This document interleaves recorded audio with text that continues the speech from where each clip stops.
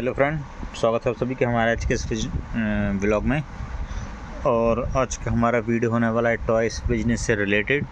तो फ्रेंड, जैसा कि आप लोग हमारे चैनल पर देख सकते हैं, हमने जो मोस्टली वीडियोस हैं वो टॉयस से रिलेटेड ही डाले हैं, क्योंकि जो हमारे पास है वो टॉयस का हैवी स्टॉक होता है और टॉयस से रिलेटेड बहुत सारी इन्फॉर्मेशन जो है वो हमारे पास रहती है। तो उसी से रिलेटेड हमने वीडियोज़ बना के लोगों को इंस्पायर्ड किया है टॉयस बिजनेस के अकॉर्डिंग, क्योंकि जो ये टॉयस का बिज़नेस है बहुत ही कम इन्वेस्टमेंट के साथ शुरू हो जाता है और इसमें जो है आप बहुत ही अच्छा मुनाफा कमा सकते हैं। और हमसे इंस्पायर होकर कुछ लोगों ने जो है टॉयस का बिज़नेस भी शुरू किया है। लेकिन टॉयस के बिज़नेस में क्या नुकसान होते हैं ये बताना भी हमारा फ़र्ज़ है। तो इसी संबंध में हमने आज ये जो वीडियो रिकॉर्ड किया है कि टॉयस बिज़नेस करने से पहले कौन कौन सी सावधानी रखनी चाहिए, कितना टॉयस में मार्जिन रखना चाहिए और किस प्रकार से टॉयस को सेल करना चाहिए, ताकि आप टॉयस बिज़नेस में होने वाले लॉसेस से बच सकें। तो आप देख सकते हैं कि जो आप वीडियोज़ में जो सामने टॉयस देख रहे हैं, एक नॉर्मल से टॉयस हैं, मतलब दिखने में जो है टॉयस नॉर्मल दिखेंगे, लेकिन इनकी जो परचेसिंग होती है वो काफ़ी कॉस्टली होती है। जैसे जो एक बाइक आप सामने देख रहे हैं, इस बाइक की परचेसिंग प्रेजेंट कंडीशन में अगर इसका रेट बताएं तो 800 रुपये समथिंग ये है जो आपके लिए परचेस इसकी कीमत है।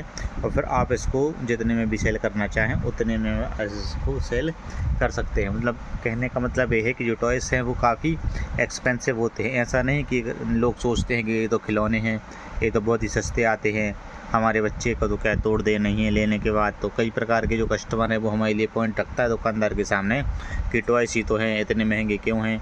तो जो टॉयस हैं, टॉयस का बिज़नेस जो है वो है कस्टमर बेस्ड बिज़नेस। मतलब अगर कस्टमर अच्छे हैं, उनको टॉयस की पहचान है तो वो आपका बिज़नेस अच्छा है। तो फ्रेंड्स, मैं ये कहना चाहता हूँ कि अगर आप जब भी टॉयस का बिज़नेस करें तो अपने आसपास की पब्लिक का अच्छे से ऑब्जर्वेशन कर लें कि वो उस इतने कॉस्टली टॉयस ख़रीदने के लायक हैं भी या फिर नहीं, तभी आप अपनी शॉप में इतना इन्वेस्ट करें। वरना आप उनके लायक ही चीप या फिर सस्ते टॉयस जो आते हैं 10, 20, 30, 50 वाले, वो टॉयस रख के अपना बिज़नेस कर सकते हैं। टॉयस के बिज़नेस में होता क्या है फ्रेंड्स कि आप तो रखने को तो कितना भी महंगा आइटम रख लो, लेकिन इसमें होता है सबसे इम्पोर्टेंट टूट फूट और ख़राब होना। क्योंकि टॉयस जो होते हैं वो मोस्टली प्लास्टिक्स के होते हैं और दूसरा इलेक्ट्रिक होते हैं। जैसे इस बाइक को भी देख लें आप, इस बाइक को मान के चलो आप 800 रुपये में भी ख़रीदते हैं।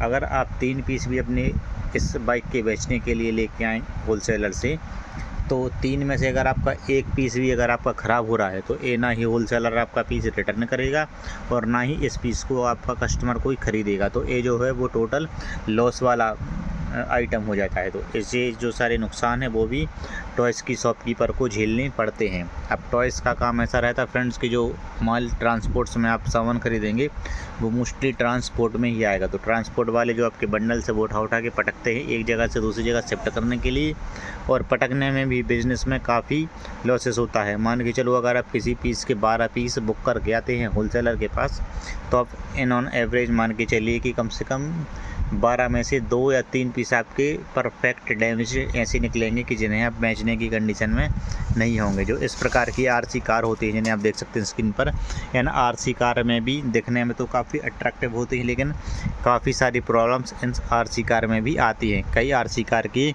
वायरलेस रिमोट काम नहीं करते हैं, कई आरसी कार्स का कोई फंक्शन काम नहीं करता, कई आरसी कार चार्ज नहीं होती, और अगर इन आरसी कार में एक स्क्रैच भी अगर आया तो कस्टमर इनको लेने से साफ मना कर देते हैं। तो आप जो टॉयस का बिज़नेस अगर करना चाहते हैं तो इसमें एक अच्छा खासा आप एक मार्जिन बना के चलें। और दूसरी बात, आप अपने आसपास की लोकल पब्लिक से अच्छे से ऑब्ज़र्व कर लें कि लोकल पब्लिक किस टाइप की है, क्योंकि टॉयस का बिज़नेस जो है बहुत ही मतलब सिंसियर टाइप का बिज़नेस है, क्योंकि इसमें जो है वो टूट फूट बहुत ही ज़्यादा होती है। दूसरी बात, ट्रांसपोर्टेशन चार्ज भी आपको इसमें इंक्लूड रहता है, टूट फूट होती है।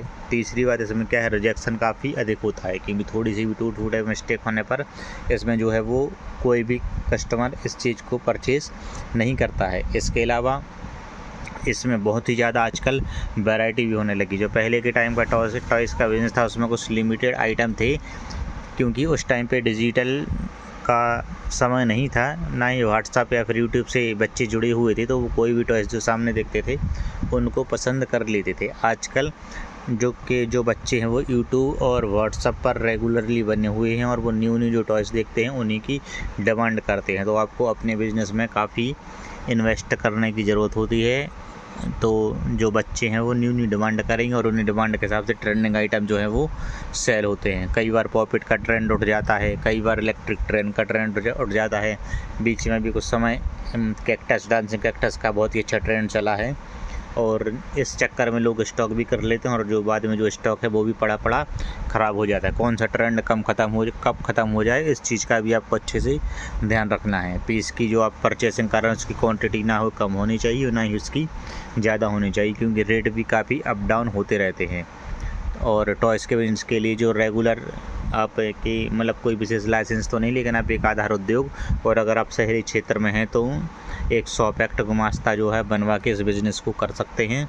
और इस बिज़नेस में क्या है, रिफ़ंड या रिटर्न की कोई भी वारंटी अब कस्टमर को नहीं देनी है, क्योंकि जो टॉयज़ हैं वो सॉफ्ट टॉयज़ हों, इलेक्ट्रिक टॉयज़ हों या फिर मेटेलिक हों या फिर प्लास्टिक टॉयज़ हों, कोई भी प्रकार के टॉयज़ हों, ये बच्चों के हाथ में जाते ही टूटने का खतरा रहता है। जैसे एक आप इन टॉयज़ को सेल करेंगे तो बच्चे घर ले जाएंगे, घर में ले जाते ही वो पटक देंगे।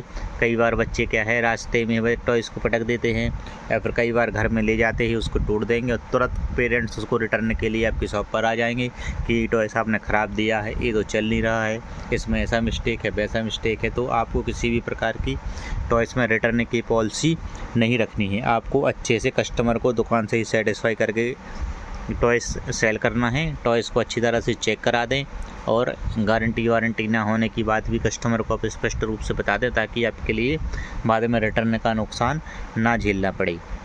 और टॉयज़ में समथिंग डबल का मार्जिन जो है आपको वो रखना चाहिए, क्योंकि अगर आप 100 रुपये का टॉयज़ होलसेल में लेके आते हैं तो 10 से 15 रुपये है उसका जो ट्रांसपोर्टेशन कॉस्ट हो जाता है, 15 से 20 रुपये उसका जो है वो टूट फूट या डैमेज वाला कॉस्ट जो है उसमें आप ऑल ओवर इंक्लूड करेंगे तो 15 से 20 रुपये उसमें वो इंक्लूड हो जाएगा। आपका हो गया 130 रुपये का। साथ ही अगर बैटरी ऑपरेटेड टॉयज़ है तो बैटरी का भी पैसा कस्टमर आपको अलग से नहीं देता है। कस्टमर की सामान्य सी यही बात होती है कि अगर टॉयज़ आपसे लिया है तो फिर बैटरी भी आप ही देंगे, तो 15 से 20 रुपये उसमें बैटरी इंसर्ट का खर्चा हो जाता है और छोटे मोटे खर्चे दुकान का खर्चा निकाल के मतलब ये मान के चलो कि 100 रुपये का टॉयज़ 160, 65, 70 रुपये का आप ही के लिए पड़ता है। तो अगर आप उसको 200 रुपये में नहीं सेल करेंगे तो आपका जो है वो टोटल बिजनेस लॉस में जाएगा। और छोटे छोटे लॉस और होते हैं जिन्हें हम अपने नेक्स्ट वीडियो में कवर करेंगे। अगर आपको टॉयज़ बिजनेस से रिलेटेड कोई भी समाधान चाहिए या फिर कोई भी जानकारी चाहिए तो आप हमारे चैनल पर कमेंट कर सकते हैं। वीडियो को लाइक करें और अधिक से अधिक सब्सक्राइब करें।